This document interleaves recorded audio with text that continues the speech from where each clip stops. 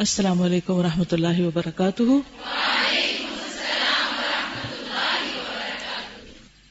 نحمده ونصلي على رسوله الكريم اما بعد فاعوذ باللہ من الشیطان الرجیم بسم اللہ الرحمن الرحیم رب اشرح لي صدری ويسر لي امری واحلل عقدۃ من لسانی یفقهوا قولی۔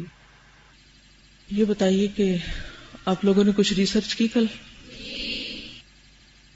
کس چیز پر؟ دور جاہلیت میں عربوں کی اخلاقی حالت کیا تھی، ان کی خوبیاں کیا تھی اور ان کی خامیاں کیا تھی، اچھے اخلاق کون کون سے تھے اور برے اخلاق کون کون سے تھے، اور اچھے اور برے دونوں کو کسی نہ کسی واقعے یا دلیل سے ثابت کرنا تھا، یہ تھا کام۔ اوکے، تو مجھے یہ بتائیے کہ اچھے اخلاق میں نمبر 1 ایک اخلاق کا نام لیجئے، کرم و سخاوت۔ سخاوت کا کوئی واقعہ بتائیے، واقعہ کتنا ہے اور کون سا والا آپ نے کوٹ کیا؟ ٹھیک ہے، عبداللہ بن جدعان بن کعب جو کہ ابو بکر رضی اللہ عنہ کے رشتے میں چچا لگتے تھے، ان کا یہ واقعہ کہ وہ دور جہالیت میں بھی بہت زیادہ وہ سخی دل تھے۔ یہ لفظ جاہلیت ہے، جہالیت نہیں ہوتا، سب اپنا پروننسیشن ٹھیک کر لیں، کیونکہ ہم بہت سے لفظ کتابوں سے جب پڑھتے ہیں تو صحیح نہیں پڑھتے۔ دور جاہلیت، ٹھیک ہے، پھر پڑھیے آپ۔ دور جاہلیت، جاہلیہ، دور جاہلیہ میں بہت سخی دل تھے، کھانا کھلانے اور امداد فراہم کرنے کے لحاظ سے صفے اول میں وہ گنے جاتے تھے۔ اور ان کا ایک مشہور واقعہ یہ کہ ان کو جب لوگوں نے اخلاقی برائیوں کی وجہ سے اخلاقی برائیوں کی وجہ سے تنگ کیا تو وہ اپنا شہر چھوڑ کے باہر نکل گئے، تو ایک غار میں ان کو بہت سارے ہیرے جواہرات ملے، تو وہ انہوں نے وہاں سے جتنے لے سکے وہ لے کے واپس اپنے شہر میں آئے، اور اپنے شہر میں آ کے لوگوں کو انہوں نے بانٹا، اور لوگ اتنے خوش ہوئے کہ انہوں نے انہیں سردار بنا لیا۔ اور اس کے علاوہ یہ کہ انہوں نے ملک شام کی طرف سے 2000 اونٹ بھیجے تھے جن پر گیہوں، شہد، گھی لاد کے مکہ بھیجا، اور پھر ان کی منادی کرا دی کہ اس کو جو ہے خانہ کعبہ کی چھت پر چڑھ کر لوگوں میں دعوت عام کی جائے۔ اس کے علاوہ دوسرا اخلاق جی، وفائے عہد۔ کون سا واقعہ آپ نے چنا؟ امرؤ القیس، ٹھیک ہے، امرؤ القیس کا واقعہ آپ کو معلوم ہے نا؟ امرؤ القیس کون ہے؟ دور جاہلیت کا بہت بڑا شاعر تھا جی۔ مشہور شاعر امرؤ القیس نے اپنی تلواریں اور زریں امانتاً سموئیل بن عادیہ کے پاس رکھی تھیں۔ سموئیل بن عادیہ کے پاس رکھی تھی۔ حارث غسانی نامی شخص نے سموئیل سے ان کو طلب کیا، اور اس نے یعنی کہ سموئیل نے امانت داری کے خلاف سمجھ کر انکار کر دیا۔ آخر حارث ایک لشکر جرار لے کر چڑھ آیا۔ سموئیل میں مقابلے کی طاقت نہ تھی، اس لیے اپنے قلعے میں مقصور ہو گیا۔ دوران محاصرہ حارث نے اتفاقاً سموئیل کے بیٹے کو قلعے سے باہر پکڑ لیا۔ سموئیل کو پکارا، وہ برج پر آیا۔ اس نے کہا، اگر تم امرؤ القیس کی امانت میرے حوالے کر دو تو میں تمہارے بیٹے کو چھوڑ دوں گا، ورنہ قتل کر دوں گا۔ اس نے بیٹے کے قتل ہو جانا گوارا کیا، لیکن بدعہدی ناجائز رکھی۔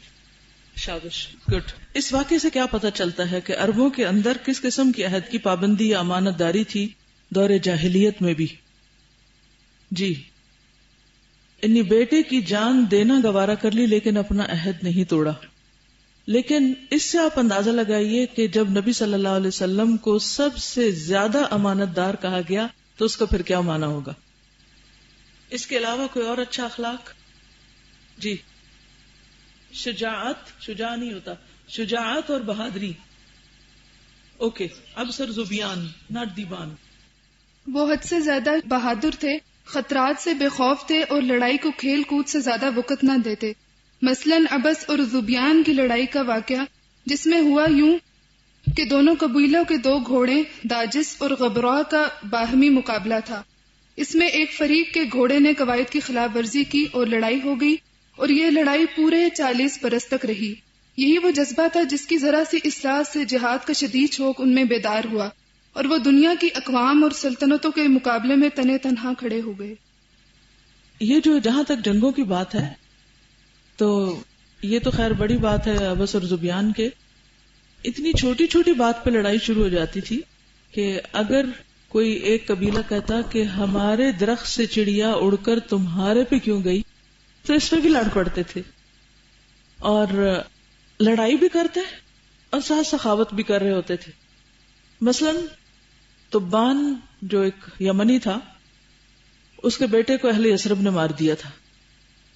تو اہل یثرب نے مقابلہ کیا، دن بھر لڑائی کرتے، رات کو کھانا بھجواتے کہ یہ مسافر ہیں، دور سے آئے ہیں، انہیں بھوک لگی ہوگی. لڑنا الگ کام ہے لیکن اخلاق اپنی جگہ ہے. جی آپ کے پاس کیا بات ہے؟ بولیے. وعلیکم. مجھے یہ ضرور بتائیے گا کہ یہ وہی سنت ہے جس کا جی قصی کے دونوں بچے جو عبد مناف اور عبدالدار تھے، وہ جو اس کا لیسن ہے. I want you to tell me if that really is the reason. Okay. قصی کی ڈیتھ کے بعد اور حلف الفضول کے درمیان میں قصی کے دونوں بیٹے جو ابو المناف and عبدالدار کے درمیان میں there was going to be a war. And the allies of Abu Manaf, they agreed not to betray him. And Abu Manaf brought a bowl of scent. Bowl of what? Scent. What is scent? Perfume. Perfume. Yes. Scent.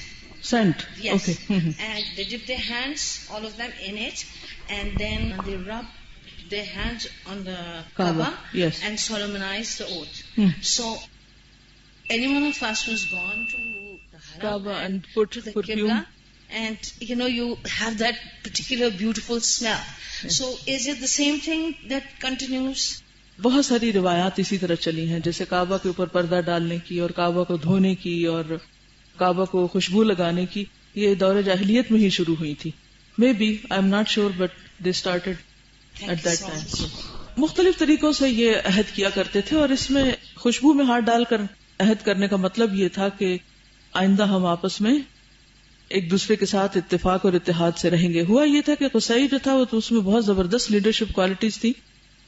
اس کا جو بیٹا عبد مناف تھا اس کے اندر باپ کی بہت شباہت تھی، لیکن باپ نے دوسرے بیٹے کو جو نسبتاً کم کوالٹیز رکھتا تھا کچھ عہدے زیادہ دے دیے تھے. تو آبویسلی دونوں کے درمیان ایک چپکلش ہوئی، لیکن بعد میں انہوں نے آپس میں سیٹ کر لیا معاملہ. جی اور حاتم تائی کی فیاضی نام تو سب نے سن رکھا. چلیے آئی کوئی قصہ سنا دیجیے. السلام علیکم ورحمۃ اللہ وبرکاتہ. ایک دفعہ کا ذکر ہے کہ سخت قحط پڑا ہوا تھا، ہر چیز تلف ہو گئی، زمین خشک ہو گئی، آسمان غبار آلود ہو گیا. ماں بچے کو دودھ پلانے سے گریزاں اور اونٹنیوں کا دودھ خشک اور ناپید. موسم سرما کی طویل رات تھی. عبداللہ، عری اور صفانہ بھوک سے بلک رہے تھے. یہ حاتم تائی کے تینوں بچے. بچوں کو بہلانے کے لیے کوئی چیز نہ تھی. حاتم تائی ایک بچے کو گود میں لے کر بہلانے لگے اور ان کی جو بیوی تھی وہ دوسرے بچے کو تھپکیاں دینے لگی. دیر بعد وہ چپ ہوئے اور اسی طرح تینوں بچے سو گئے اور وہ دونوں بھی لیٹ گئے. تو حاتم تائی نے اپنی بیوی کو مخاطب کیا، لیکن انہوں نے جواب نہیں دیا کیونکہ ان کو پتا تھا کہ یہ قحط کے بارے میں یا بھوک کے بارے میں کوئی بات کرنے لگے. لیکن آدھی رات ہوئی تو ہمسائے میں سے ایک آیا بندہ اور اس نے کہا کہ میرے بچے بھوک سے بلک رہے ہیں. تو حاتم تائی نے کہا کہ سارے بچوں کو لے آؤ، 6 کے 6 بچوں کو. انہوں نے اپنا گھوڑا ذبح کر دیا اور وہ اس سے کہا کہ جتنے بھی ہمسائے ہیں ان سب کو لے آؤ. خود وہ سائٹ پہ ہو گئے اور وہ سارا گھوڑا جو تھا وہ ہمسایوں نے کھایا اور پھر جب وہ صبح اٹھے تو وہ سب کھا پی کے اپنے گھر جا چکے تھے. جی آپ ذہانت میں ہند کا واقعہ جی سنائیے. ابو سفیان کی بیوی ہند جو تھی اس نے حضور صلی اللہ علیہ وسلم سے کچھ جو بات چیت کی تھی وہ بہت دلچسپ ہے. اس سے پتہ چلتا ہے کہ ان کی عورتیں بھی کتنی ذہین تھی اور ان کو آزادی بھی کتنی تھی بات کرنے کی. ہمارے ہاں تو اگر کوئی عورت ذہین ہوتی ہے تو اس کے لیے زیادہ بڑی مشکل ہو جاتی. السلام علیکم ورحمۃ اللہ وبرکاتہ. جو ابو سفیان کی مسز ہیں ہند، ان کے بارے میں آتے ہیں کہ ان کے جب پروپوزل آیا شادی کے لیے تو 2 پروپوزل تھے ان کے پاس. ایک ابو سفیان کا تھا اور ایک دوسرے شخص کا. ان کے فادر نے جو دوسرا شخص تھا اس کے لیے کہا کہ وہ بہت ہی محبت کرنے والا اور شاعر اور اس طرح کا ہے، اور ابو سفیان کے لیے کہا کہ وہ تو غصے اور غیرت والے ہیں.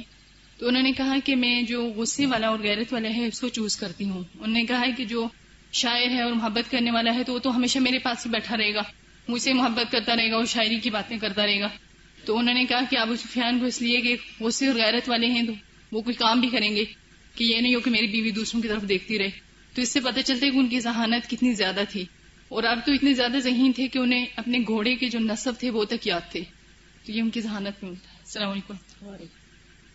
بہرحال اور بھی بے شمار واقعات ہیں، آپ لوگ خود پڑھیے دیکھیے، کیونکہ جس نے عربوں کی تاریخ نہیں پڑھی وہ دین کو پوری طرح سمجھ نہیں سکتا. کیونکہ جہاں اللہ سبحانہ وتعالیٰ نے اپنے پیغمبر کو بھیجا اور جو ان لوگوں کی عادات تھیں اور کیوں انہوں نے پھر مخالفت کی اور مخالفت بھی کس طرح تھی، تو نبی صلی اللہ علیہ وسلم کی سیرت جو ہے یہ دراصل ہسٹری آف اسلام ہے، اسلام کی تاریخ ہے. اس کا پس منظر دور جاہلیت میں ہمیں ملتا ہے. اور یہ کہ اللہ سبحانہ وتعالیٰ نے اس قوم کو کیوں چنا تھا اس کام کے لیے، کسی اور کو کیوں نہیں.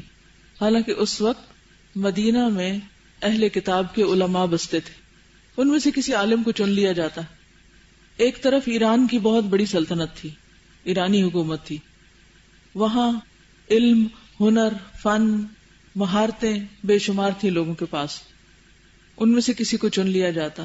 دوسری طرف قیصر روم تھا، ان کے ہاں بھی کچھ کم دنیا نہ تھی، لیکن اللہ سبحانہ وتعالیٰ نے ان سب میں سے کس کو چنا؟ عرب کے لوگوں کو، جن کے اوپر کسی کی بھی حکومت نہ تھی، جو ایک طرح سے آزاد تھے، جزیرے میں رہتے تھے. یہ آپ دیکھ رہے ہیں یہ نقشہ، جس میں یہ ہے وہ جزیرہ، ادھر بھی پانی ہے، ادھر بھی پانی ہے، ادھر بھی پانی، تین طرف پانی ہے، اس کے نیچے بھی یہ پانی ہے. اس کے یہاں ایک طرف کو خشکی لگتی ہے افریقہ کی طرف. تو اس میں آپ دیکھیے کہ یہاں افریقہ ہے جہاں پر حبشیوں کی حکومت ہے، دوسری طرف یہاں پر یہ خلیج فارس ہے، اس طرف ایران ہے، تبرستان ہے، اوپر یہ بحیرہ روم ہے، یہاں رومیوں کی حکومت ہے. تو تہذیبیں آس پاس تھیں ہر طرف، اس کے اندر کوئی پینیٹریٹ نہیں کر سکا. کل آپ نے حضرت ابراہیم علیہ السلام کی دعا سنی تھی کہ انہوں نے کہا تھا کہ ربی انی اسکنت من ذریتی بواد غیر ذی زرع عند بیتک المحرم ربنا لیقیموا الصلاۃ. ایک مقصد کے لیے ابراہیم علیہ السلام نے یعنی اپنی اولاد کو اللہ کی بندگی کے لیے دنیا کی ساری چیزوں سے کاٹ کے ایک خاص جگہ پر رکھا تھا. اور مصر کے بادشاہ کی بیٹی کو ان کی زوجیت میں دیا، ابراہیم علیہ السلام کی یعنی حضرت ہاجرہ، اور وہ ان کے بیٹے اسماعیل علیہ السلام کی پرورش کر رہی ہیں. ایک پڑھی لکھی اور سمجھدار خاتون ہے جس کے صبر کا اندازہ آپ اس سے لگائیں کہ جب ان کے پاس کچھ بھی نہیں تھا تو انہوں نے رونا دھونا نہیں کیا، کوشش کی، اسٹرگل کی، صفا مروہ کے درمیان دوڑی اور پانی کی تلاش کی، اور کوئی شکوہ اپنے شوہر سے نہیں کیا کہ میں تو محلات کی رہنے والی ہوں، مصر جیسے زرخیز علاقے سے آئی ہوں، نیل کے کنارے بستی تھی، مجھے کہاں یہاں لا رکھا. نیل کا پانی آپ کو معلوم ہے نا کہ زمین پہ پائے جانے والے پانیوں میں سب سے بہتر ہے، لیکن اللہ سبحانہ وتعالیٰ نے اس عورت کو کس قسم کا عوض دیا. اگر ایک چیز اس سے لی گئی اور اس نے ناشکری نہیں کی، شکر گزاری کی، اور اللہ کی طرف سے وہ جو ایک بہت بڑا پلان تھا کہ آئندہ 2-2.5 سال بعد ایک پیغمبر وہاں آنے والا تھا، اس کے آنے کی تیاری ہو رہی تھی، اور ان کی اولاد میں سے پھر اللہ تعالیٰ نے محمد صلی اللہ علیہ وسلم کو اٹھایا. تو یہ کوئی معمولی چیز نہیں تھی، یہ بہت بڑی سعادت تھی. لیکن یہ بہت بڑی سعادت کب ملی؟ جب بہت بڑی قربانی کی گئی، اور اس قربانی میں شکر گزاری کی ایک کیفیت. تو ابراہیم علیہ السلام جب یہاں پر لا کر اپنی اولاد کو بساتے ہیں تو یہاں کا دین یعنی آغاز کہاں سے ہوتا ہے؟ دین ابراہیمی یعنی دین توحید سے، جس میں کسی قسم کے شرک کی کوئی ملاوٹ نہ تھی. اور جیسا کہ آپ جانتے ہیں کہ ابراہیم علیہ السلام تو پھر صرف 4 دفعہ یہاں پر آتے ہیں، اور اسماعیل علیہ السلام یہاں بستے ہیں. اسماعیل علیہ السلام کے 12 بیٹے ہیں. اگر پریزنٹیشن ساتھ ساتھ دکھا دیں تو تھوڑا سا ان کو مزید آئیڈیا ہو جائے گا. میں کل کے لیسن کا ریویو کر کے آج آگے چلوں گی. اسماعیل علیہ السلام کے 12 بیٹے ہیں، جن میں سے تقریباً سب گمنامی کے اس میں چلے گئے سوائے قیدار کے، قاف یا دال الف را، قیدار. حضور صلی اللہ علیہ وسلم انہی کی نسل سے. کل بیچ میں سے کچھ حصے میں نے تفصیل کے ڈر سے چھوڑ دیے تھے، تو مختصراً یہاں آپ دیکھیں گے اور کچھ آج جو ہم آپ کا نسب نامہ پڑھیں گے اس میں ان کو بھی مینشن کر دیا جائے گا. میں نے اس 2000 سالہ تاریخ کے اندر سے صرف اہم لوگوں کو ہائی لائٹ کیا جنہوں نے ایک خاص مقام پیدا کیا اور اس کے بعد وہ منظر ایوالو ہوتا گیا جہاں پر نبی صلی اللہ علیہ وسلم تشریف لائے. یہ آپ دیکھیے تھوڑا سا اس میں آپ دیکھیے اوپر عرب اقوام لکھا ہوا ہے, عرب بائدہ, عاد, سمود, عمالقہ وغیرہ رائٹ سائڈ پہ. یہ قحطانی عرب ہیں. دوسری طرف عرب عاربہ جس میں کہلان اور حمیر, اور پھر کہلان کے آگے اولادوں میں سے اوس اور خزرج ہیں. آپ کو معلوم ہے کہ جب بند ٹوٹا تھا تو یہ لوگ سب بکھر گئے تھے اور کچھ لوگ مدینہ میں اور کچھ مختلف علاقوں میں عرب کے جا بسے تھے. پھر اس کے بعد عرب مستعربہ یعنی جو عرب بنے خود عرب نہیں تھے, ان کی اولاد میں سے یعنی ان کا آغاز اسماعیل علیہ السلام سے ہوتا ہے. ان کو عدنانی عرب کہا جاتا ہے کیونکہ اسماعیل علیہ السلام کی اولاد میں سے قیدار کے بعد جو اہم انسان ملتا ہے وہ عدنان ہے, جس سے پھر آگے نسل چلتی ہے. پھر آپ دیکھ لیے حضرت ابراہیم علیہ السلام کی ہجرت اور سے حران سے فلسطین, وہاں سے مصر, پھر فلسطین, اسماعیل علیہ السلام کی پیدائش اور وہاں سے ہجرت کر کے حجاز اور مکہ, یہاں تعمیر کعبہ ہوتی ہے. اور پھر نیچے آپ دیکھ رہے ہیں کعبہ کے نیچے قیدار کا نام لکھا ہوا ہے. قیدار جو تھا اس نے مکہ میں سکونت اختیار کی, جبکہ باقی لوگ جو تھے ان کا نہیں پتہ چلتا کہ وہ مکہ میں رہے یا آس پاس کے علاقوں میں بکھر گئے. مکہ میں پھر ان کی اولاد میں سے عدنان تھے, عدنان سے معد, پھر ان سے نزار کے آگے کئی بچے ہیں, ان میں سے ایک مزر ہے, مزر اہم ہے. مزر کی اولاد میں سے الیاس ہے, رائٹ سائڈ پہ آپ نیچے کو آ جائیے. الیاس کے پھر کئی بچے ہیں جن میں سے کنانہ خاص طور پر مشہور ہوئے. کنانہ میں سے پھر فہر ہیں جن کو قریش کہا جاتا ہے. قریش کے آپ دیکھیے آگے کتنے پھر بچے ہیں یا ان کے قبیلے, جن میں سے ایک قصی ہیں جن کا ذکر کل ہم نے تفصیل سے پڑھا تھا. قصی سے پھر آگے آپ دیکھ رہے ہیں ان کے کئی بچے ہیں جن میں سے عبد الدار اور عبد مناف دو اہم ہیں. عبد مناف کی اولاد میں سے پھر ہاشم ہے. آج انشاءاللہ میں ہاشم سے آگے پھر تفصیل بتاؤں گی.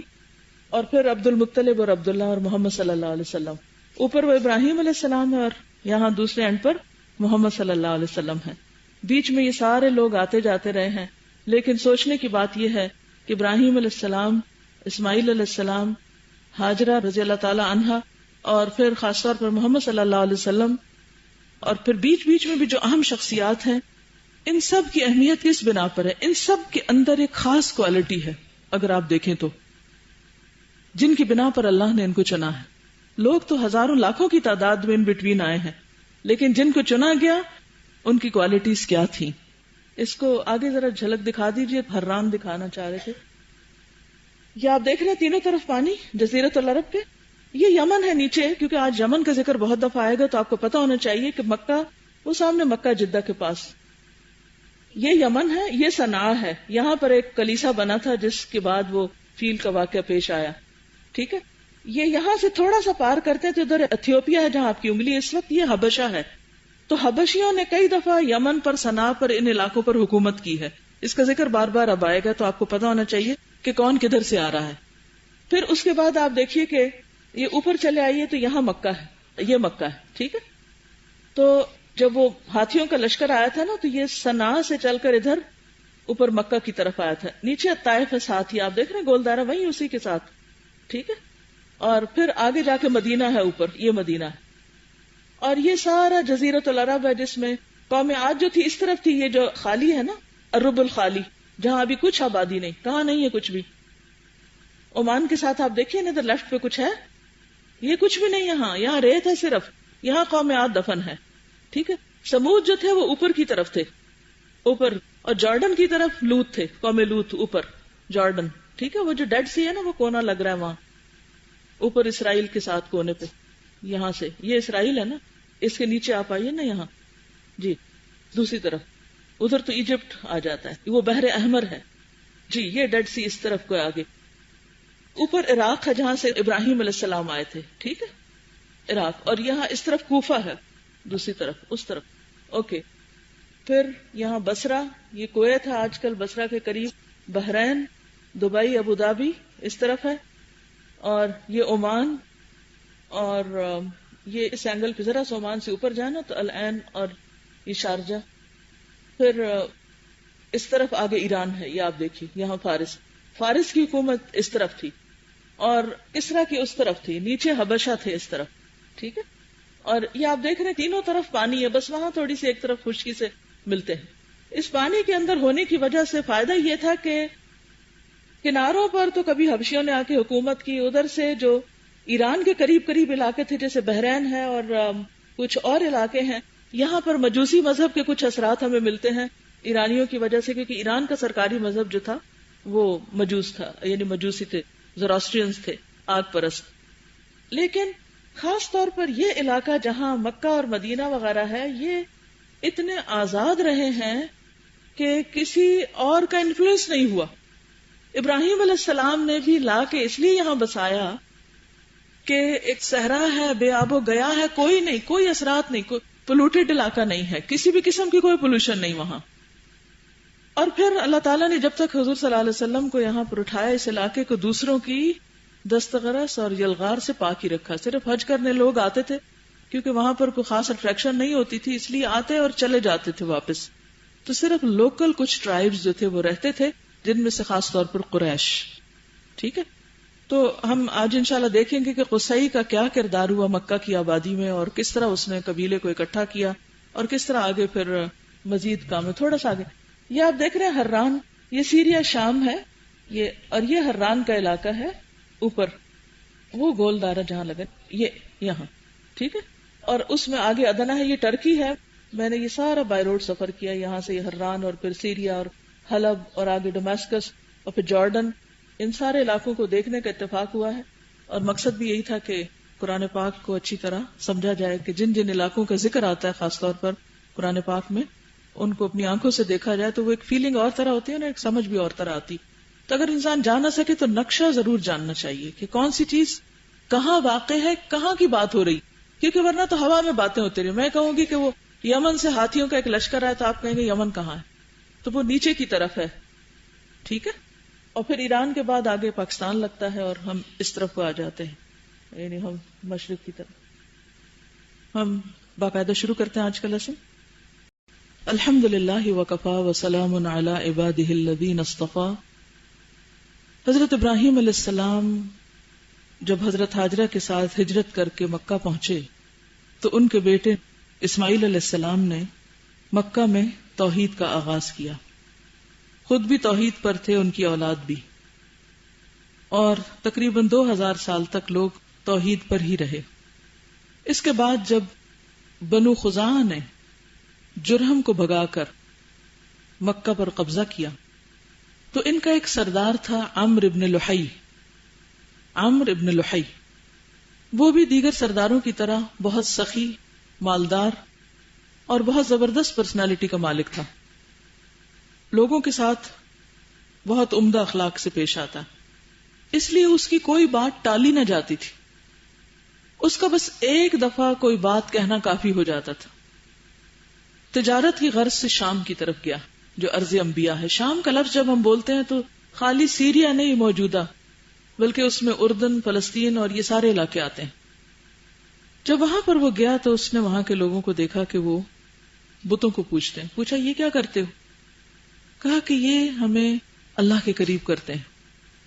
جب ہمیں کوئی مشکل پیش آتی ہے ہم ان کے پاس آتے ہیں اور یہ ہمیں خدا سے ہماری باتیں منوا دیتے ہیں. تو اس کو کچھ باتیں اس کے ذہن میں سما گئی اور اس نے کہا یہ تو بڑا اچھا آئیڈیا ہے. جب وہ واپس جانے لگا یعنی مکہ، تو اپنے ساتھ ایک بت لے آیا جس کا نام تھا ہبل. یہ پہلا بت تھا جس نے مکہ کی سرزمین پر قدم رکھا. اس نے آ کر وہ بت کعبہ کے اندر رکھ دیا اور سب کو کہا کہ وہ اپنی مشکلات میں، مصیبتوں میں اس بت کی طرف رجوع کریں. جیسا کہ پہلے میں نے عرض کیا کہ یہ بہت زبردست نیگوشیٹر تھا، بہت زبردست قسم کی باتیں کرتا تھا، تو لوگ اس کی باتوں کو ٹالتے نہیں تھے، لہٰذا انہوں نے خاموشی کے ساتھ اپنے سردار کی بات مان لی. پھر جو لوگ حج کرنے کے لیے آتے تھے تو انہوں نے دیکھا کہ اچھا یہاں بت ہے تو ہمیں بھی بت چاہیے. تو اس نے کہا کہ تم مکہ کے پتھروں سے بت بنا کے لے جاؤ. لہذا یہاں کے پتھروں سے بت بن بن کے پورے عرب میں پھیلنے لگے. مکہ ایک سینٹرل پلیس تھا، جو کچھ یہاں ہوتا تھا وہ ہر طرف پھیل جاتا تھا. شعر و شاعری بھی یہیں آ کر لوگ سنتے سناتے اور پھر لوگ آتے اور وہ شعر سن کے اپنے اپنے علاقوں میں پہنچاتے. یہ اس دور کا میڈیا تھا. تو بہرحال وہ جگہ جگہ پر بت پہنچ گئے. پھر اسے یہ پتا چلا کہ جدہ میں نوح علیہ السلام کے زمانے کے کچھ بت دفن ہیں، ود اور سوا اور نصر اور یغوث اور یعوق. اس نے جا کر کچھ جگہیں کھودی اور وہاں سے وہ بت بھی نکال لایا اور کعبہ میں رکھے. کرتے کرتے ہر قبیلے نے کہا ہمارا بت بھی یہاں ہونا چاہیے اور دوسرے نے کہا ہمارا بھی ہونا چاہیے. جب نبی صلی اللہ علیہ وسلم دنیا میں تشریف لائے تو کعبہ کے اندر کتنے بت ہو چکے تھے؟ 360 بت وہاں جمع ہو چکے تھے. یوں دین ابراہیمی جو تھا وہ بدل کر دوبارہ ہر چیز پلٹ گئی اور ہر طرف شرک ہی شرک ہو گیا. اور یہ کیفیت تھی نبی صلی اللہ علیہ وسلم کی آمد سے پہلے. لیکن اس کے باوجود کچھ لوگوں نے اس بت پرستی سے انکار کیا. ان کے نام انگلیوں پہ گنے جا سکتے تھے. وہ اپنے آپ کو حنفاء کہتے تھے. اس کے علاوہ کچھ لوگ یہودی بن گئے، کچھ عیسائی بن گئے. عیسائیوں کی تبلیغ کی وجہ سے، یہودیوں کے علم اور انفلوئنس کی وجہ سے اور کچھ اور چیزوں کی وجہ سے، تو اس طرح عرب کے اندر کئی دین داخل ہو گئے. یہودیت کس طرح پھیلی عربوں کے اندر؟ آپ کو معلوم ہے کہ بخت نصر نے مسجد میں گھس کر تورات کو جلا دیا، مسجد ڈھا دی اور وہاں کے رہنے والے یہودیوں کو فلسطین سے نکال کر تتر بتر کر دیا، غلام بنا لیا، اسیر بنا لیا. وہ بھی بھاگ بھاگ کے مختلف علاقوں میں جا چھپے. تو اس تباہی کے بعد حجاز کے شمال میں آ کر کچھ قبائل بس گئے تھے بخت نصر کے حملے کے بعد. اس کے بعد 70 عیسوی میں ٹیٹس نے دوبارہ حملہ کیا تھا فلسطین میں، مسجد پر اور ہیکل پر، یعنی بیت المقدس پر. پھر دوبارہ وہی ہوا اور وہاں سے لوگ بھاگ کر مختلف علاقوں میں پھیلے. کچھ قبائل یثرب، خیبر اور تیماء کے علاقے میں آ کر بس گئے. یثرب میں بسنے والے مشہور قبائل کون سے تھے؟ بنو قینقاع، بنو نذیر، قریظہ، بنو نذیر، بنو قریظہ، بنو قینقاع. یہ مشہور قبائل تھے جو مدینہ میں آ کے بس گئے تھے. اور انہیں یہ پتا تھا کہ یہ نبی صلی اللہ علیہ وسلم کی ہجرت کی جگہ ہے، کیونکہ ان کی کتابوں میں بہت سی علامات لکھی ہوئی تھی اور یہ سمجھتے تھے کہ شاید وہ نبی ہم میں سے ہو. ان کو بہت اس بات کا انتظار تھا. یہ نہیں چاہتے تھے کہ بنی اسماعیل میں سے ہو. بہرحال اتفاق یہ ہوا کہ یمن کا ایک حاکم تھا جس کو تجارت اور سیاحت کا بہت شوق تھا. اس کا نام تھا اسد تبان ابو کرب. تو یہ جو تبان تھا یہ تجارت کی غرض سے شام گیا. شام کا علاقہ تجارت کے لیے اور پھر دوسری طرف یمن کا علاقہ عربوں کے لیے تجارت کے لیے بہت مشہور تھا. اور پھر شامی یمن جاتے، یمن سے شام. لیکن جاتے کہاں سے تھے؟ یہ روڈ یہی سے جاتی تھی، یعنی مکہ سے گزر کر اور مدینہ سے گزر کر. تو یہ اسی وجہ سے مکہ جو تھا وہ تجارت کا مرکز بھی بنا اور پھر مختلف دونوں طرف سے آنے والے تاجر یہاں جمع ہوتے تھے خصوصاً حج کے موقع پر. اور سال بھر مکہ کے لوگ دونوں طرف پھیل جاتے. سردیوں میں رحلت الشتاء والصیف، سردیوں میں یمن کی طرف جاتے کیونکہ وہ ذرا گرم علاقہ تھا، اور گرمیوں میں شام کی طرف جاتے جو کہ نسبتاً ٹھنڈا علاقہ تھا. تو بہرحال یمن کا حاکم جو تھا تبان سیاحت کی غرض سے یثرب سے ہوتا ہوا شام کی طرف گیا. جاتے وقت اس کو یثرب کا علاقہ کچھ پسند آیا تو اپنے بیٹے کو وہاں چھوڑ گیا کچھ بزنس ڈیل کے لیے. ابھی یہ شام میں تھا کہ اس دوران اسے معلوم ہوا کہ اس کے بیٹے کا اختلاف لوکلز کے ساتھ ہوا ہے اور انہوں نے اس کو مار ڈالا ہے. اس نے سب تجارت چھوڑی، سب کچھ چھوڑا اور آ گیا ان کے پیچھے ان سے بدلہ لینے کے لیے. اور پھر ان کے ساتھ اس نے جنگ کی. اتنے میں اس کا یعنی تبان کا جو انٹریکشن تھا وہ یہودی علماء کے ساتھ ہوا. بنو قریظہ کے 2 عالم تھے تو ان سے اس نے کچھ مشورہ کیا کہ مجھے کیا کرنا چاہیے، کیونکہ میں نے اتنا حملہ کیا ہے، میں چاہتا یہ ہوں کہ یثرب کو ختم کر دوں لیکن یہ میرے بس کی بات نظر نہیں آتی. تو انہوں نے کہا یہ پاسبل ہی نہیں، تم اس کو چھوڑ دو کیونکہ یہ مہجر النبی ہے صلی اللہ علیہ وسلم. یہاں اللہ کے نبی نے آ کے بسنا ہے، رہنا ہے، اس لیے تم اس علاقے کو نقصان نہیں دے سکتے. بہرحال وہ ان سے بہت امپریس ہوا، ان کے مشورے کو قبول کیا اور واپسی کا سفر اختیار کیا. جب واپس جا رہا تھا تو اس نے ان علماء کو اپنے ساتھ لے لیا. ان علماء کے اثر و رسوخ کی وجہ سے یہ خود بھی یہودی بن گیا، یمن کا بادشاہ، اور اس کے علاقے میں بھی یہودیت پھیل گئی، یعنی مدینہ کے علاوہ یمن کے علاقے میں بہت سے لوگ یہودی ہو گئے. اس کے علاوہ یہ بھی پتہ چلتا ہے کہ راستے میں مکہ میں اس کا ٹھہراؤ ہوا، وہاں بھی مکہ والوں کے ساتھ کوئی اس کی انبن ہوئی اور اس نے ان کے ساتھ بھی کچھ برا کرنے کا ارادہ کیا. تو انہی علماء نے اس سے کہا کہ یہاں اللہ کا گھر ہے، اس کو تم نقصان نہیں دے سکتے، کیونکہ اسے پتہ چلا تھا کہ یہاں ایک کنواں ہے، کنویں میں بہت کچھ مال و متاع دفن ہے، سونے کی چیزیں ہیں اور اس طرح کی بہت سی چیزیں ہیں، جو اشارہ تھا زمزم کے کنویں کی طرف، کیونکہ یہ اصل میں یمنی تھا. جرہم بھی یمن سے آئے تھے تو وہ روایات اس کو پتہ تھی، تو اس نے کہا کہ میں ذرا وہ سونا شونا نکال کے لے جاؤں. کہا یہ پاسبل نہیں ہے، چھوڑ دو اس بات کو. خیر بہرحال وہ اس نے کہا تو پھر مجھے کیا کرنا چاہیے؟ کہا کہ تم یہاں اس گھر کا طواف کرو. کہا تم کیوں نہیں کرتے؟ کہا نہیں، یہاں بت رکھے گئے اور ہمیں بتوں کی عبادت منع ہے، لہٰذا ہم تو نہیں کریں گے مگر تم یہاں پر طواف کرو. بہرحال اس نے طواف وغیرہ کیا، سو رہا تھا تو رات کو اس کو خواب آئی کہ وہ اس گھر کو کپڑا پہنا رہا ہے، یعنی اس کے اوپر کسوہ ڈال رہا ہے. تو پہلا کسوہ جو تھا وہ اسی نے ڈالا تھا. پھر اس کے بعد ہر سال وہ کپڑا ڈالتا رہا، حتیٰ کہ اتنے کپڑے ڈال دیے کہ پہلا اترتا نہیں تھا اور آ جاتا تھا اور آ جاتا تھا، کہ یوں لگا کہ جیسے